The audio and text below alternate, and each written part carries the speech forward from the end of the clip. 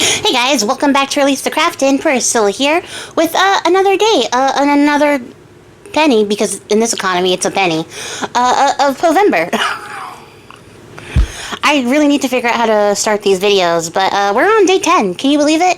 We're 10 days down. That is 2 poems down, and to wrap up the final poem of this 5-day block, I don't know why I said final, it's not the final. To wrap up the second poem, which is Spirits of the Dead, we're doing the prompt trees.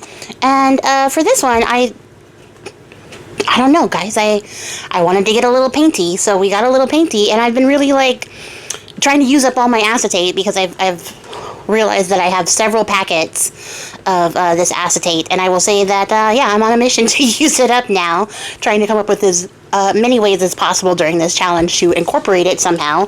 And here I thought it would be fun to paint on acetate. Now, I will say, my only thought and takeaway from this entire process was that the acetate I have is the too thin kind, and a slightly sturdier acetate would be actually more helpful. But we're just going to use what we have, because that's the theme for this year, for certain. And, well, not according to my bank account, but it is the theme for the year. I have been on a kick to use as much stuff as I already have, while also still buying more stuff. It's a vicious cycle. So at any rate, we're using the acetate that is slightly too thin in order to do this, but it's still going to work at the end of the day.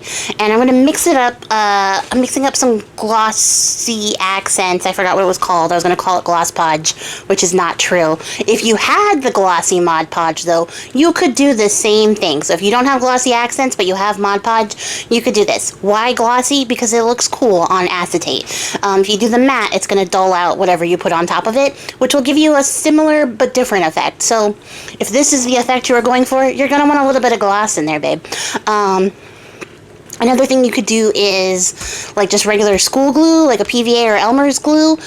Just know that you're going to get a more opaque finish for yours, and it's going to bring out the base color of your black ink. And the base color of Distress's Black Soot, which is the color that I'm using to mix into this, is blue.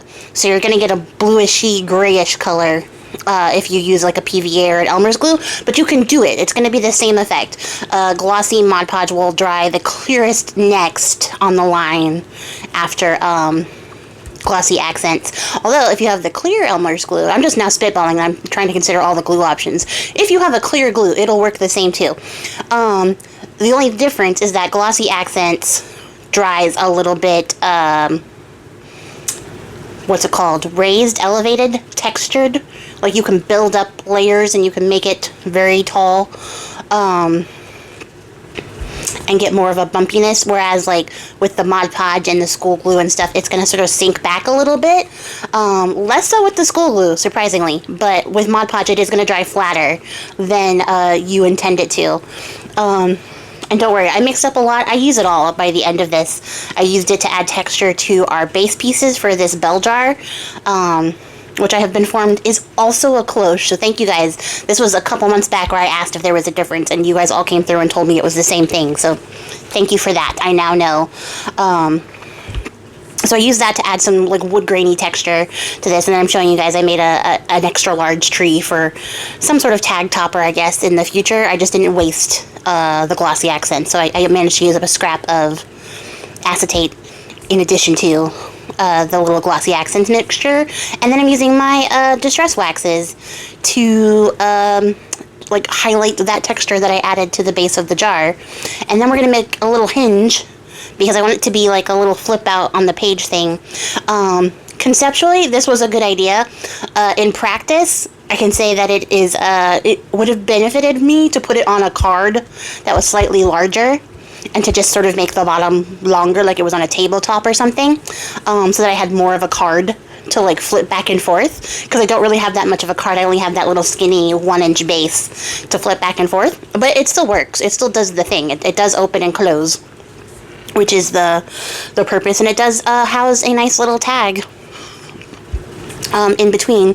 Granted, I made the tag heavier than I needed to, so it's going to be a little funky wonky, but it's okay. We're learning together, right? We're crafting here and we're learning together, and I'm not perfect, as we have learned. I will say, though, that I felt a lot better about this project than the previous day's project. I was definitely a lot more in love with this than I was with those, that waterfall. What else can I say about this? You don't have to be a professional to paint trees if you are thinking that your skills are not up to par for painting. It's a line. You make a line for the trunk, and then you make a bunch of little splotches at random. Those are leaves. And then bada bing, bada boom, you're done. If you want to add more branches, you can. Those are also more squiggly lines. So it's not even like you have to have a straight line, which is, like, even harder.